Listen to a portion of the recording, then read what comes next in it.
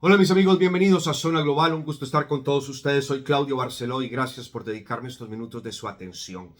Este no es la conclusión del BRICS, de todos estos programas que hemos venido haciendo. Básicamente les recomiendo vayan a ver los videos anteriores para que tengan una idea de lo que estamos hablando, para que puedan analizar todo un contexto con puntos y comas y darse ustedes una idea y tomar decisiones dentro de lo que pueda corresponder, ¿no? Para entender nuestra sociedad, para entender el BRICS, para entender dónde vamos, dónde estamos, pues obviamente hay que retroceder hacia la historia de nuestras sociedades. Hay mucha gente que está preocupada de dónde vamos, qué va a ser el BRICS, para qué sirve, cuál va a ser el cambio de moneda.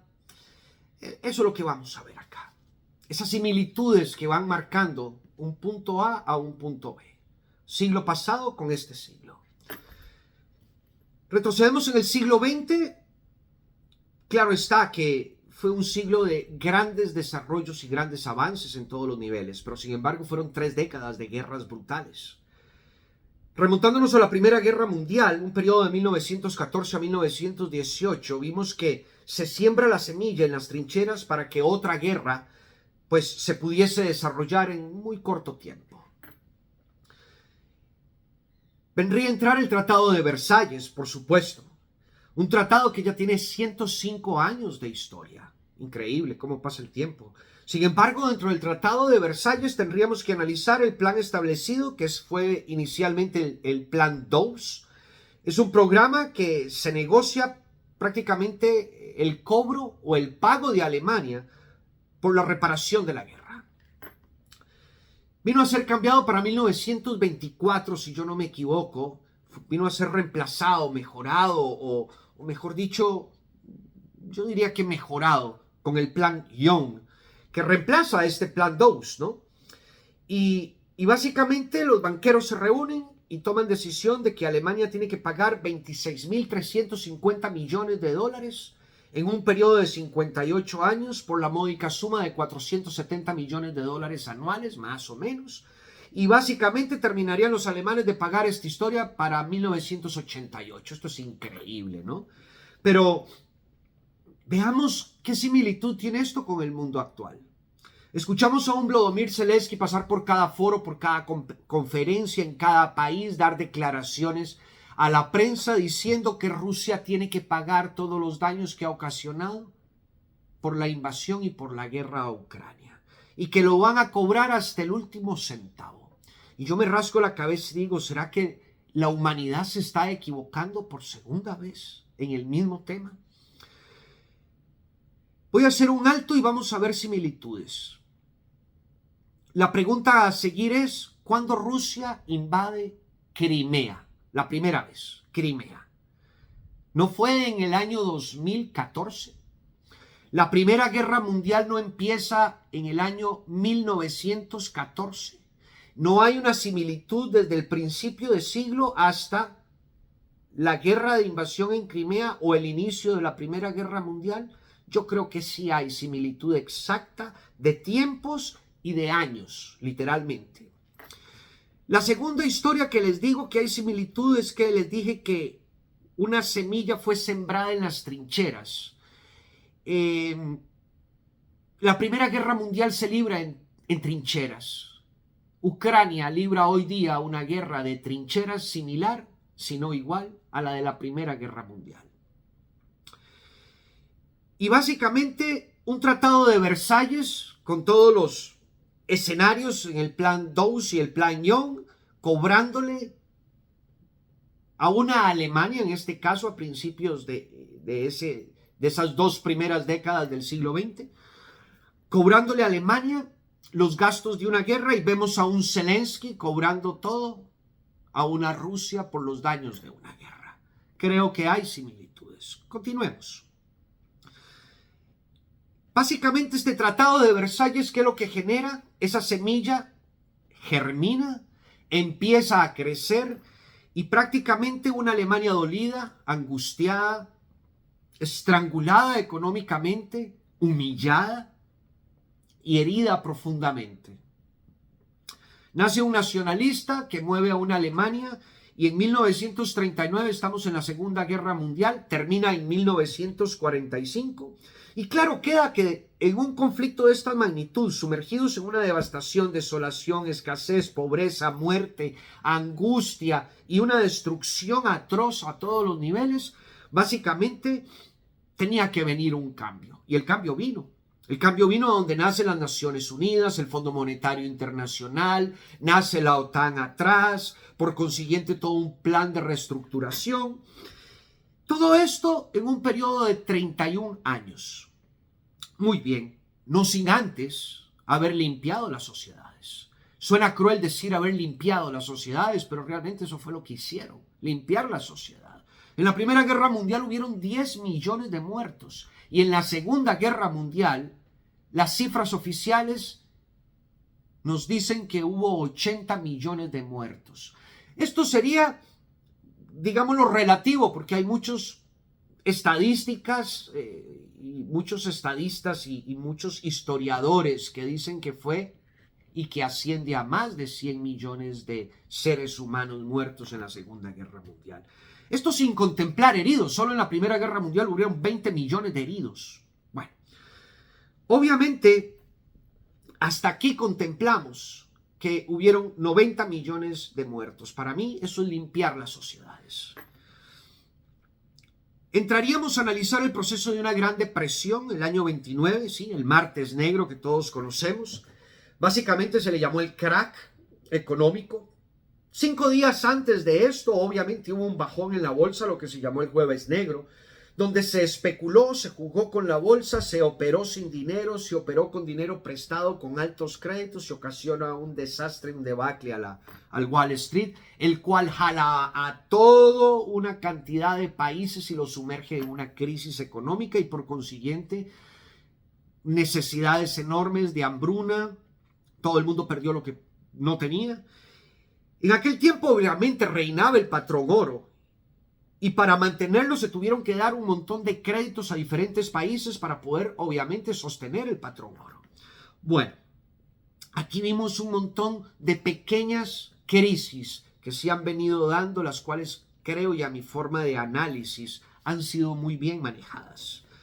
Que entre coma y pecho sería similar a las de la Gran Depresión. Total que el siglo XX nos trajo, así como grandes desarrollos y grandes guerras, nos trajo que ya los humanos no se veían como humanos, se veían como un material, no como individuos. Y básicamente no como un material, digámoslo, perenne, no, es un material desechable. Los programas anteriores en el BRICS abrimos 13 puertas y muchas ventanas en el programa que hice de Goldman Sachs. Hoy les voy a abrir la puerta número 14. Interesante. El BRICS nos plantea de que quiere hacer un cambio a la economía mundial, al patrón dólar y volver a restablecer este patrón oro en las transacciones. Pero nos dice que tiene que haber una moneda universal, una moneda que haga y que usen todos con el mismo valor, todos los países con la misma moneda. Y básicamente esto no es nuevo. Resulta que John Maynard Keynes era el líder de la delegación británica en los tratados o en los acuerdos de Bretton Woods. Bretton Woods es un pueblo que queda en New Hampshire, pero de todas maneras en Bretton Woods se establece todo lo que fue el sistema, el andamiaje completo ¿de qué? Del sistema económico mundial que hoy día tenemos. ¿Y quién era John Maynard Keynes? Obviamente, estamos hablando de que es un gran economista. De hecho, yo pienso o tengo esta línea de pensamiento económico, ¿no? Economía mixta, la que usa el planeta entero hoy día, o gran parte del planeta, el sistema keynesiano, o la escuela económica keynesiana como tal. Pero ¿qué nos planteó en aquel momento John Maynard Keynes? Nos planteó una moneda internacional y se llamó Bancor. Y esto en 1945 por ahí. Y ustedes no ven similitud que hay entre lo que nos plantea este señor Keynes, que plantea un Bancor, como una moneda internacional de uso para todas las naciones. Obviamente no se llevó a cabo porque había que desmantelar todo el concepto de patrón oro, pero se planteó. O sea que hace mucho tiempo vienen pensando cómo establecer una moneda a nivel mundial. Pues bien, lo mismo que nos presenta el BRICS. Hay similitudes en este concepto. John Maynard Keynes les dije que era británico y era el líder de la delegación británica en los acuerdos de Bretton Woods. Jim O'Neill es británico y fue el creador del BRICS. ¿Ustedes no ven esa similitud? Sí, sí la hay. Hay similitudes. Pues bien, aquí tienen la 14ª puerta, señores, pero en estas 14 puertas que ya tenemos aquí contempladas, ¿qué nos ha traído? Primero que todo vemos una manipulación absoluta a un concepto social, ese concepto de manejo de masas absoluta. Posteriormente vimos que nacen y renacen los países no alineados. Obviamente los países no alineados nos trae otro tipo de organización, como viene a ser la Unidad Africana, que cambió de nombre 3 o 4 veces. Sin embargo, esto también planteaban en su concepto una reestructuración al sistema económico internacional. Muy interesante. Lo mismo que plantea el BRICS. Esto en 1961. Y claro queda que aquí, este movimiento de países no alineados, donde la Unión Soviética manipulaba todo lo que quería dentro de esta organización, básicamente, con el bloque socialista, causaban un peso. Primero, tenían todo el concepto de comercio, una producción buena de comercio, una cantidad de población mundial a su favor, una cantidad de votos, no digamos externos, no, dentro de Naciones Unidas, y estos votos lo que hacían era un contrapeso absoluto a cualquier resolución. O sea que esa historia de unipolar, el mundo unipolar que maneja Estados Unidos no ha sido realmente tan unipolar. Es retórica lo que nos han venido diciendo. Básicamente estos países no alineados es una organización política y su fin en ese momento vendría a ser conceptos y fines geográficos. Si ustedes me preguntan cuáles, los que generó la unidad africana, cuadrando los países, marcando delineación y linajes geográficos para manejar este comercio, esta economía y a este mundo completo. Básicamente voy a causar aquí un periodo entre 1961 y la caída de la Unión Soviética en 1991. Pero aquí hay otra similitud. Y la similitud es que en estos años, 61 al 91, hay 30 años de historia. Así como hay 31 años, o prácticamente 30 años entre las guerras, empezando en 1914, Primera Guerra Mundial, y 1945, terminando la Segunda Guerra Mundial. O sea, hay periodos de 30 años establecidos donde vienen formando, cuadrando muy disciplinadamente, montando los conceptos para poder llevar las cosas donde ellos quieren, pero vemos que hay un periodo exacto de 30 años. Sigamos. La Unión Soviética para aquel tiempo no cae por un concepto de una revolución interna, tampoco cae por un concepto de ideología, tampoco cae por un concepto de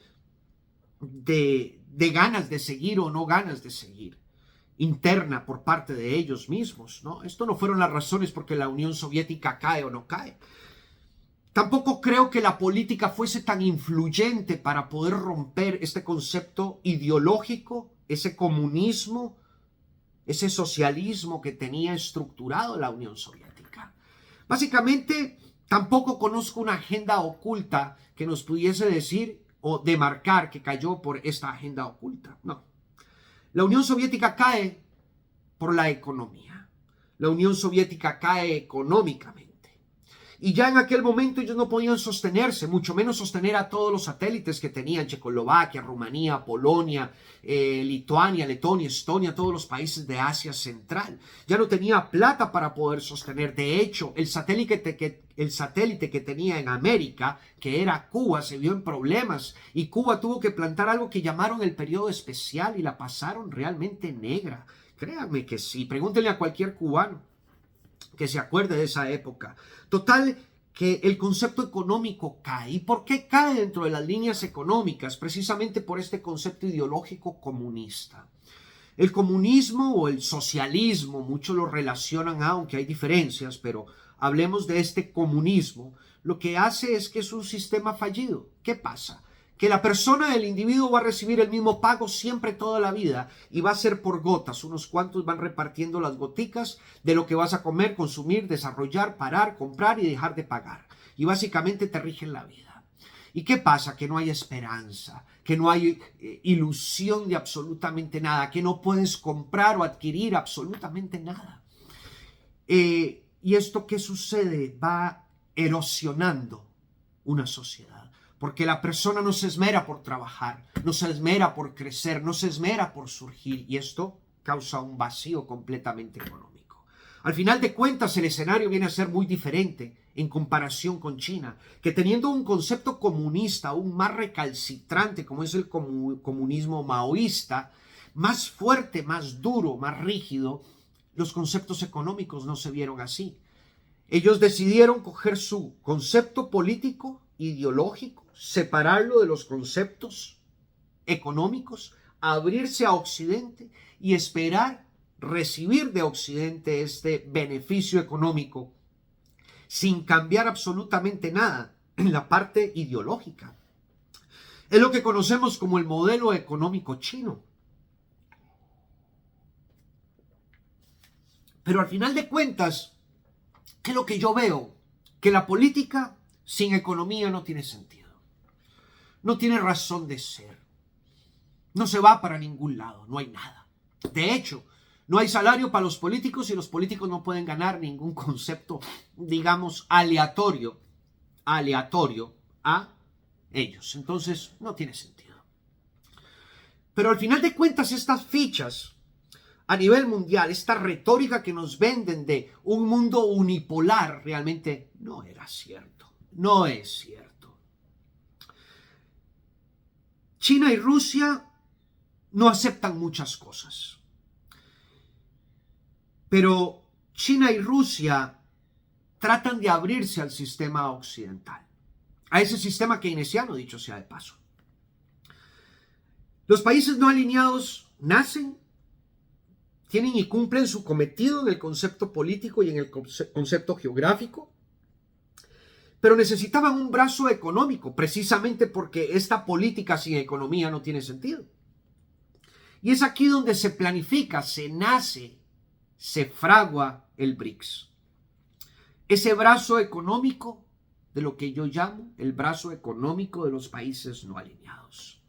Muchos dirán, no, porque es que el Fondo Monetario no tiene ningún competidor, no sé si lo tiene el Banco del BRICS por el otro lado, pero da la casualidad de que este Banco del BRICS funciona en monedas centralizadas con el pago del sistema SWIFT internacional, funciona con un acuerdo del Fondo Monetario Internacional para realizar los pagos y el comercio. Aparte de todo, sus préstamos son en dólares, su capital es en dólares y su dinero sustancial es en dólares. Pero ellos quieren desdolarizar el concepto.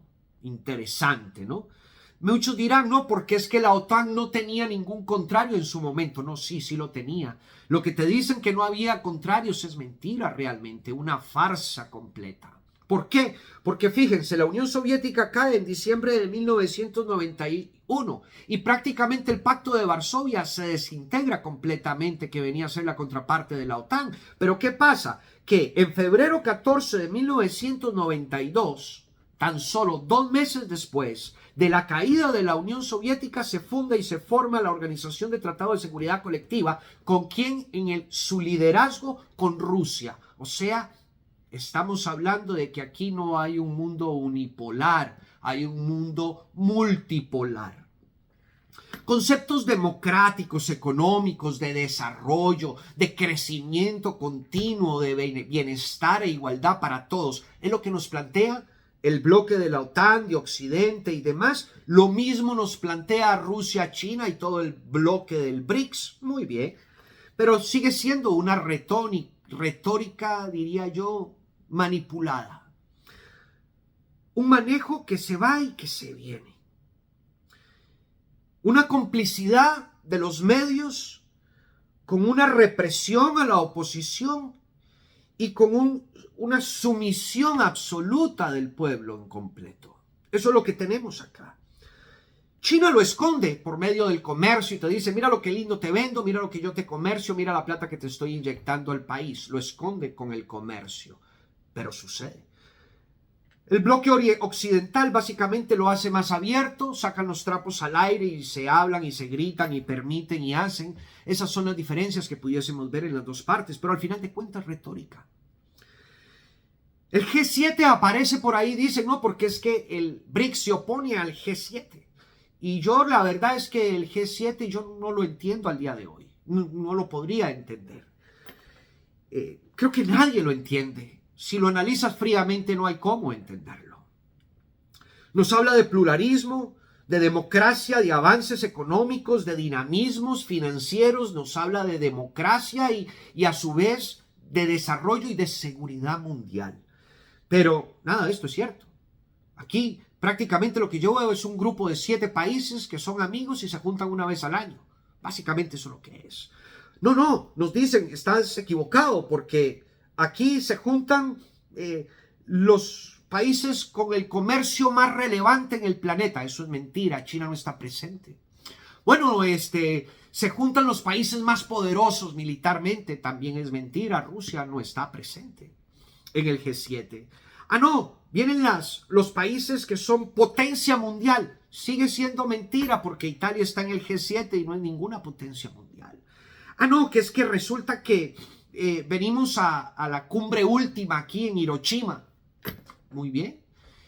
Y nos sientan al planeta entero a hablar de la guerra de Ucrania y de las amenazas nucleares y cómo evitarlas y cómo desarrollarlas y cómo no entrar y satanizando al otro lado. Y la verdad es que la pregunta es que yo me rasco la cabeza, señores, y yo digo, Dios mío, pero ¿no pudieron escoger otra ciudad?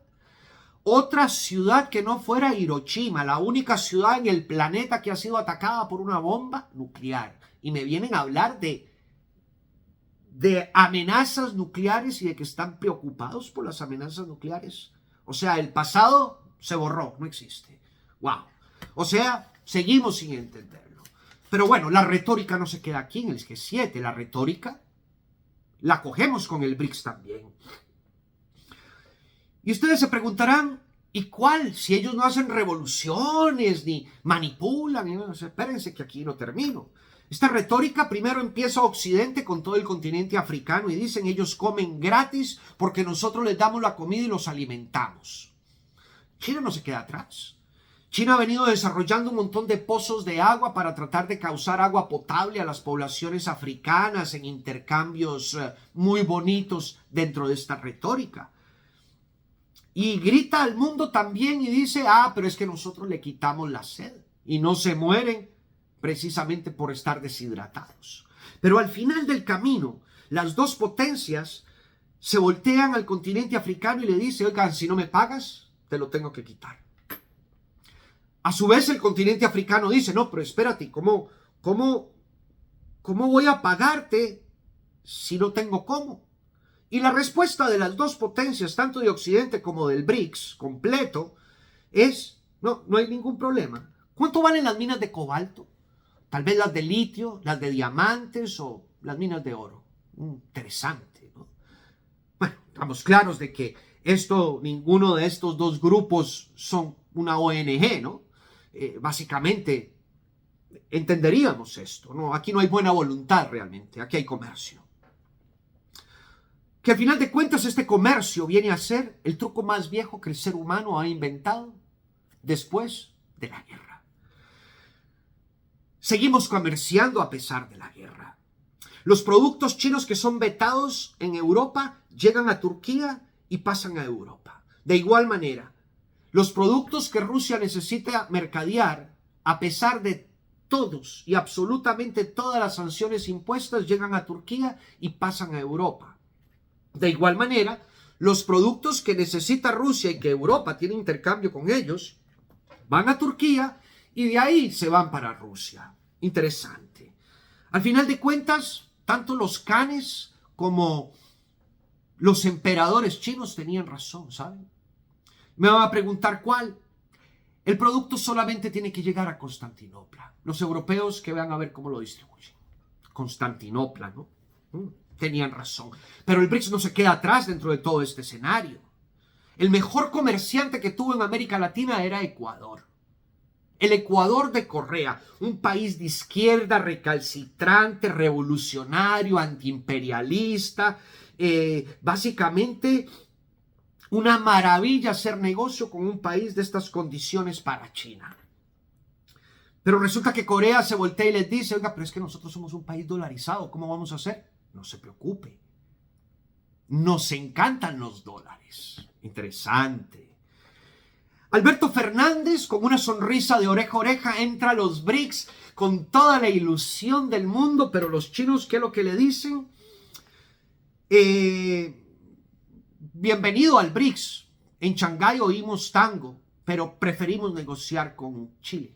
En Chile mandamos nuestros contenedores llenos de plástico y regresan llenos de cobre. Interesante, ¿no? Algo así como lo que hizo España en su momento de colonización. Cambiar estos conceptos de espejos por el oro. Similar, si no igual. La cosa no termina así. Brasil viene y dice, no, vamos a limitar todo lo que sea el acceso de China. Sin embargo, China se cala, se aguanta, se traga, disimula muy bien todo el contexto. ¿Por qué? Por esta retórica multipluralista y aparentemos lo que no somos, ¿no? Al final de cuentas, el BRICS, todos los países son pobres. No, me equivoco, corrijo. No son países pobres, son países emergentes, ¿ok? Bien. Al final de cuentas, China es el único rico y es el que pone la plata.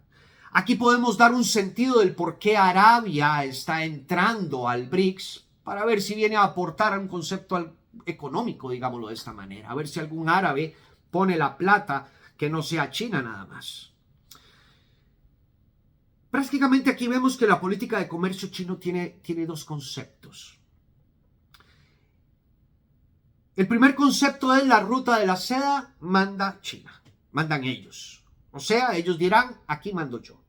En el BRICS mandamos todos, claro está, en aras de este multilateralismo, ¿no? Y la segunda política es los países que se alinean a su lado, me vuelvo a equivocar, corrección, no son los países que se alinean al lado de China, es mejor dicho, los que se desalinean del otro lado y van para China. Bien, pero el resto de los países lo que hace es un comercio. ¿En cuánto tiempo? Un periodo de tiempo que va de 1991, donde cae la Unión Soviética, al 2021. De 1991 al 2021 volvemos a contemplar 30 años. Muy bien. Un periodo de posguerra. Concepto de guerra fría que ya hemos vivido a través de este sistema Bretton Woods, en ese proceso de posguerra, en esa guerra fría que se empezaba a desarrollar. ¿Y a dónde vamos a llegar? Los voy a dejar de que vamos a llegar a la Agenda 2030, pero los dejo acá. Al final de cuentas, las dos potencias, las dos divisiones nos plantean exactamente lo mismo. Sin embargo, dentro de esta agenda que estamos viendo, estos cambios, estos movimientos que hay dos trenes enfrentados. No es Estados Unidos, no es China ni Rusia. Por un lado, los dueños históricos de este planeta completo. Y por otro lado, enfrentados a ellos, sus testaferros. Dos trenes que han venido chocando ya desde hace un buen rato. Los dejo con esta incógnita, señores.